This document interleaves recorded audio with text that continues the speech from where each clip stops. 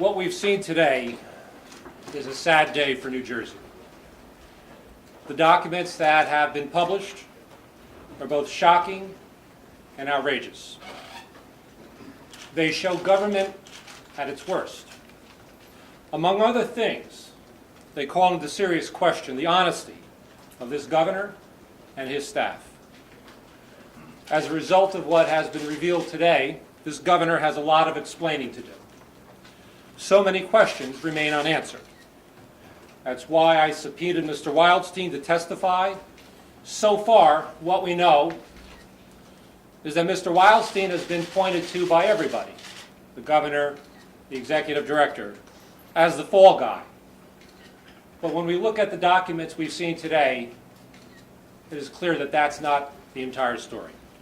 I have not seen any emails that have the governor's name on it, but clearly there's an email that has the governor's deputy chief of staff on it. This is an administration that keeps a very tight control over what happens and what comes out of the front office.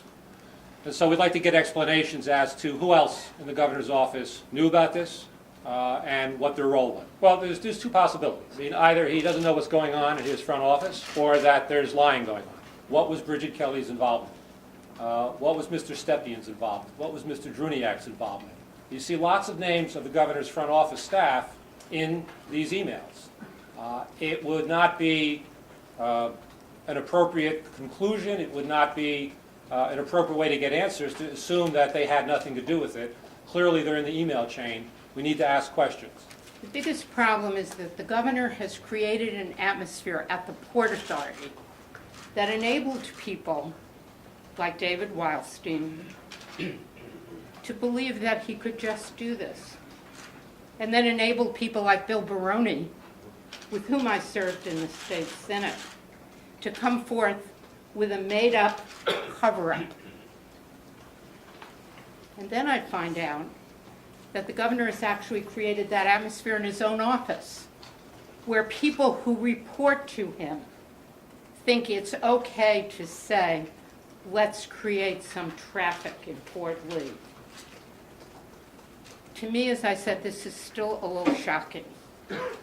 And I am waiting, and hopefully with the leadership of Assemblyman Wisniewski, that this subpoena power will continue, and that eventually, hopefully sooner rather than later, it's been 4 months, sooner rather than later, we will hear the whole story of who knew what, when, and it will be the end of this kind of an atmosphere.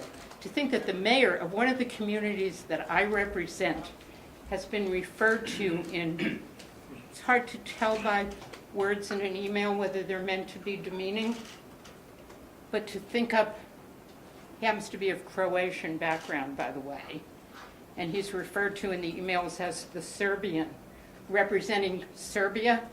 Well, maybe that's the way they look at government. But where I come from, Fort Lee is a democracy, Bergen County is a democracy, and so is New Jersey. Thank you.